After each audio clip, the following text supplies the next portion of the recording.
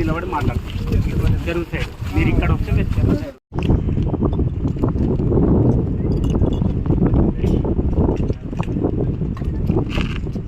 ఇది ఏప్రిల్ లోపలే ఉంది.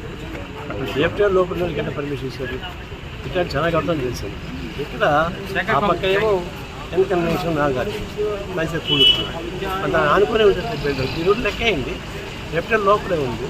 దాని మీద యాక్షన్ తీసుకొని పోతున్నాం. ఇట్లాంటి కూడా వదిలిపెట్టుకుంటాను. అదే పెద్దవాళ్ళు కట్టి పూర్తి చేసేవాళ్ళు కదా. పెద్ద బిల్డర్ కాబట్టి వదిలిపెట్టారా?